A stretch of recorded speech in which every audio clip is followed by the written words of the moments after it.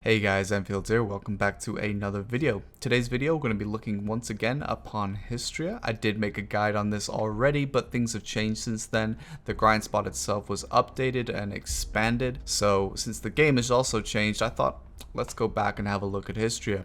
First part of this guide, we're going to be looking at things that everybody should know about Hystria. If you're looking at grind Hystria for the first time, this will be, still helpful for you. And then the second half of the video, I'll touch more upon the class that I play, which is Ranger, talking about, Awakening and Succession. Succession wasn't actually released last time I made my video, so, we can talk about that as well. But otherwise, let's get started and get straight into the video. So this is my portal search route. To enter Hystria or Akhman, you need to find portals in the desert. Now, the portal could spawn at Desert Naga's where I have an first X mark. That's the first one we look for. That could be Hystria or Akhman, or there could be no portal. It's RNG, so sometimes you just swap channel and you might find a portal.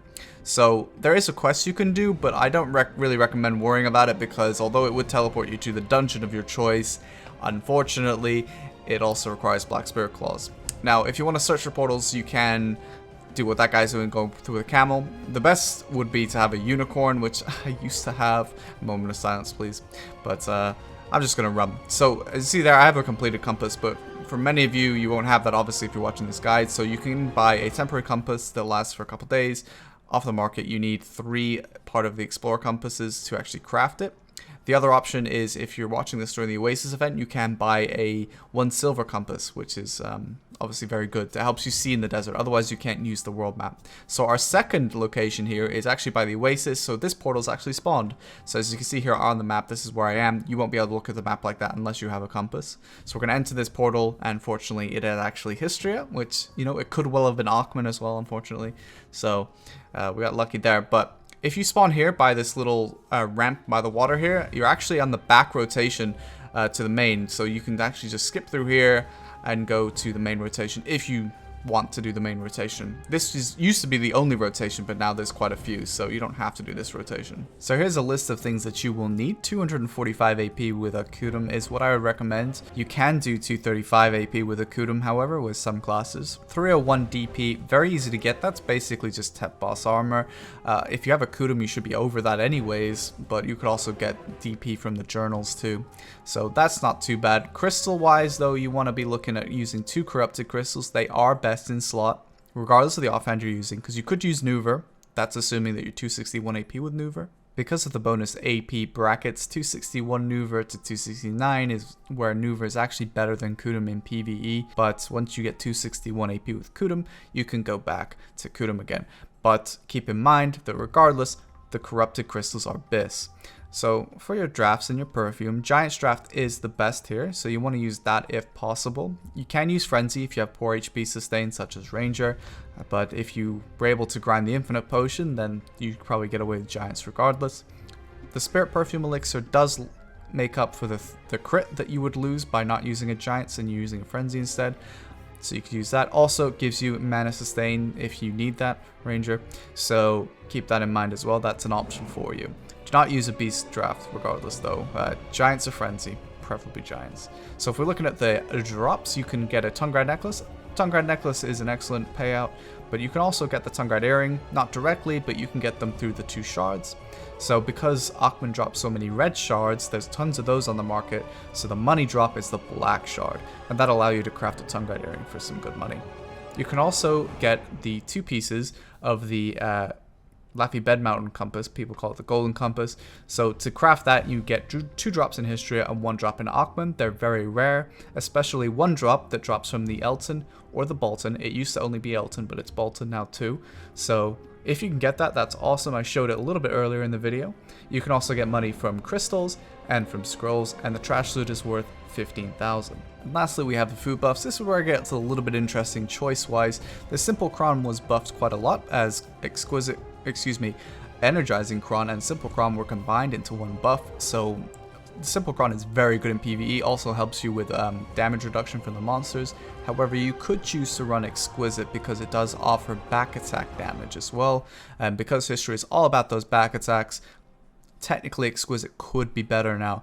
but that depends, and it's hard for me to test because Ranger doesn't do good back attacks. I'll explain that later, but basically it's hard for me to test that, so do your own testing. So just very quickly, the two CCs you can expect to be dealing with here in Hystria are Knockback and Stiffen. These are the two CCs the mobs will hit you with, so it's not really that bad. Hystria versus Achman. Achman will knock you down, so yeah, a Knockback and Stiffen in that sense are not too difficult.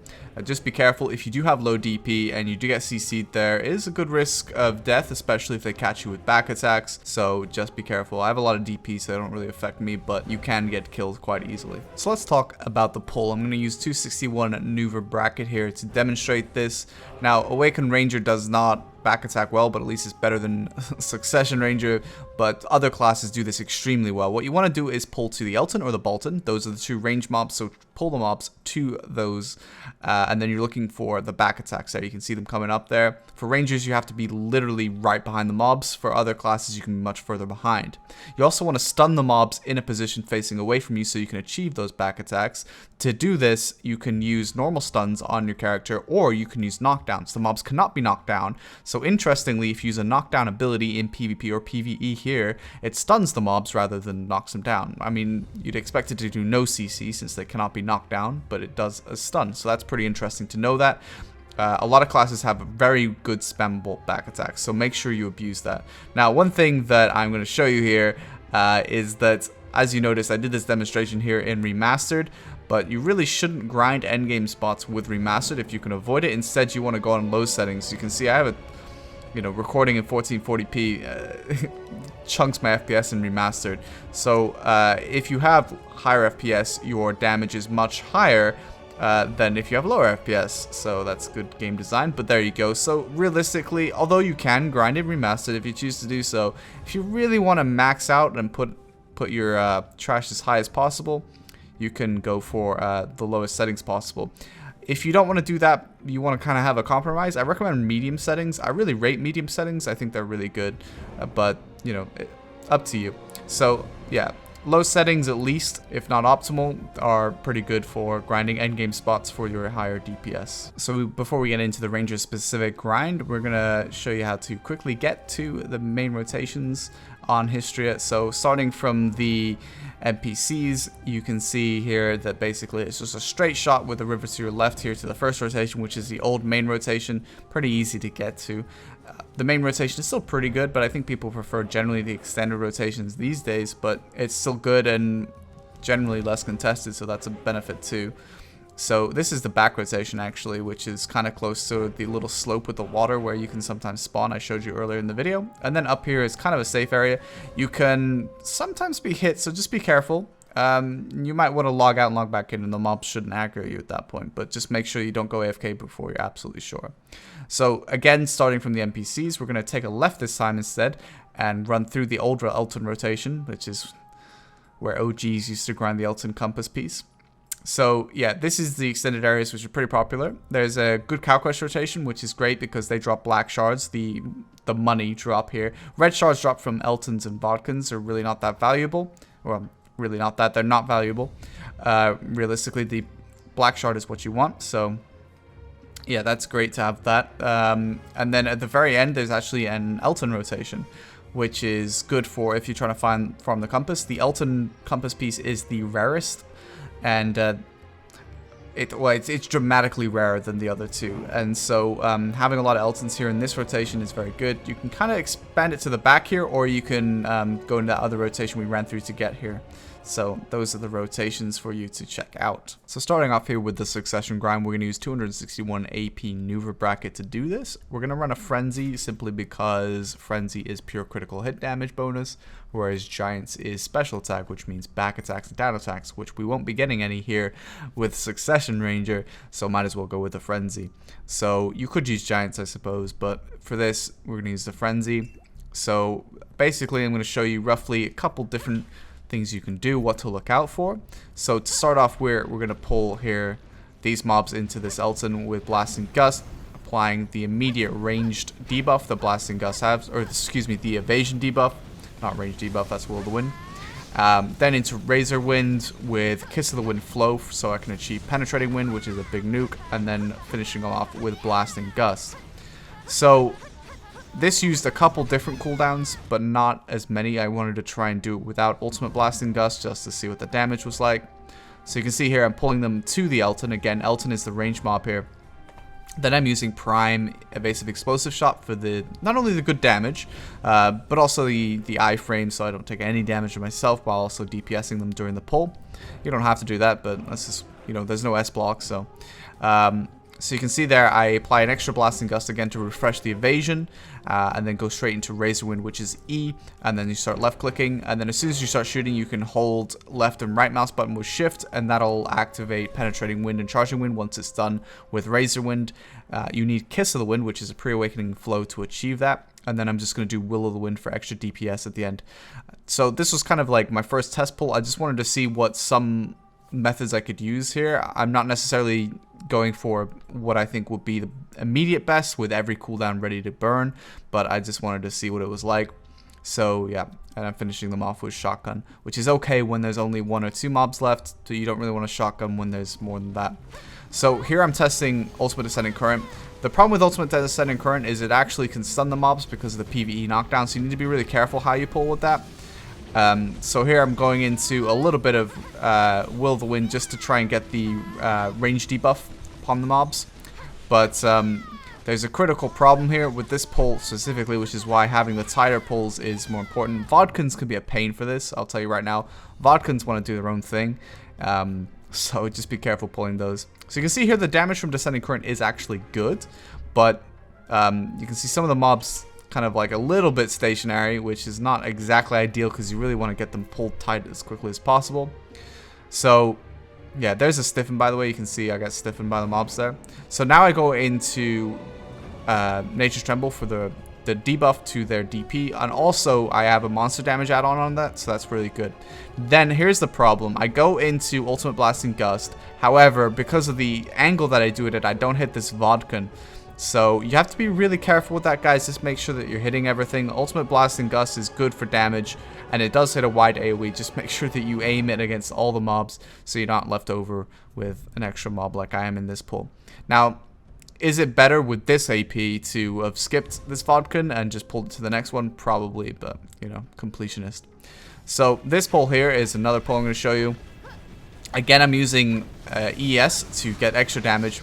There's Blasting Gust, there's Tremble, and then straight into PUBG. You can see the damage is very good, and then we're going into Razor Wind. So this is a pretty quick pull. The debuffs were good, and the buff to myself was good. So yeah, this is solid. I would also mention that you should always use the Awakening buff off cooldown, except for when you have the Rage Absorb. You should try to alternate which one you have up at one time if you can. I'm just not using it here on these pulls demonstration because it affects how quickly you can kill the pack, so I don't want to have that taint the sort of demonstration here.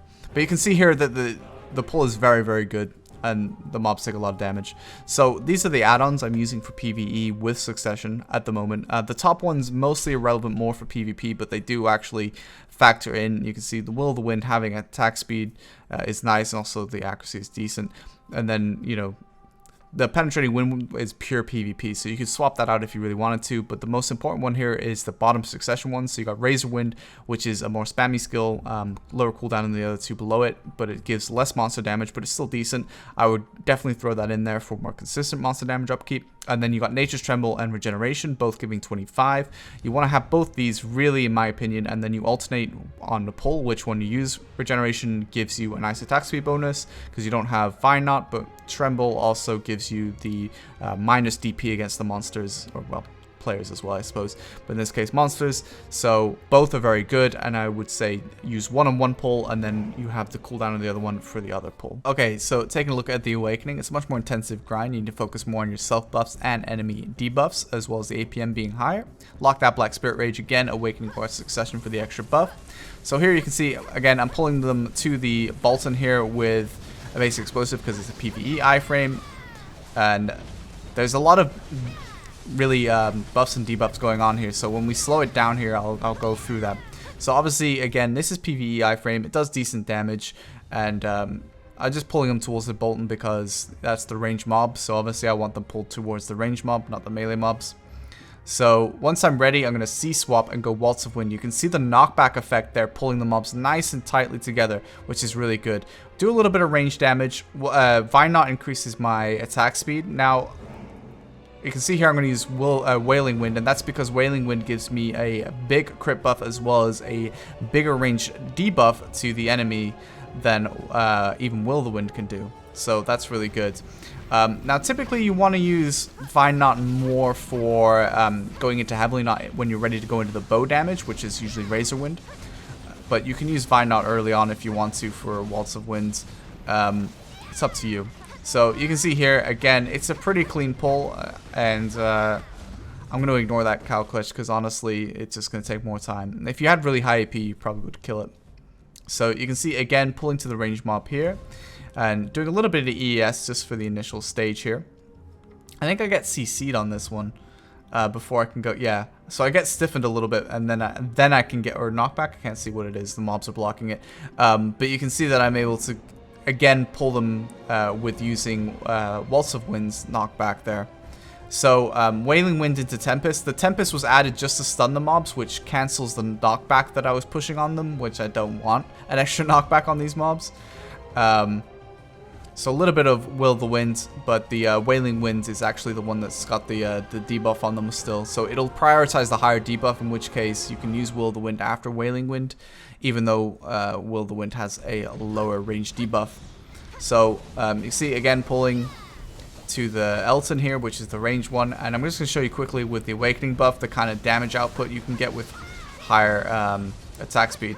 And again, having the you can see that obviously, you know, the buff was huge there with how quick. But to go back to what I was saying, your FPS also factors into attack speed, which is why it's so important to have good FPS while you're grinding, which is unfortunate for console players because they have to play remastered. But for PC players, I do recommend you do the lower settings just because it does really help a lot with your output. If you do a comparison, like a 15-minute trash run with remastered versus very low settings. You can see here, again, there's a little bit of range damage, and then we go into Waltz of Wind, or sorry, Wailing Wind, and then Tremble. So it's a lot of self buffs as well, with the added crit from Wailing Wind and the debuff for the range DP, and also Nature's Tremble giving me the extra little bit there from the just normal DP it takes off. So taking a look here at the add-ons, you can see the pre-awakening is basically the same as Succession. I keep that the same, but looking at the awakening specifically, we got Wailing Wind this time with the 20 monster damage add-on. That's in lieu of Razor Wind. You're still going to use Razor Wind, but you're also going to use Wailing Wind, which is really nice. It gives you attack speed, and that's an add-on attack speed, which means it will stack with Vine Knot as well. So, and 20 monster damage is good. You're going to use Wailing Wind all the time when you're grinding end games. So Nature's Tremble again. This time it gives 30, not 25. That's really nice. It gives crit rate as well. That's pretty good too. So like I said previously, you probably want to go between Regeneration and Nature's Tremble. They did lower the cooldown of both of these skills not too long ago. They could probably use a further cooldown lowering, but it's better than at least than it was before. So these two I think are best.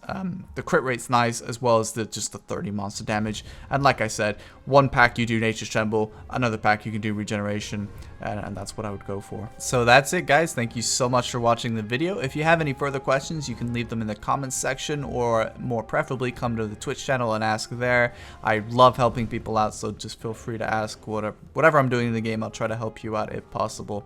So yeah, thanks for watching. I hope to catch you guys on the next video.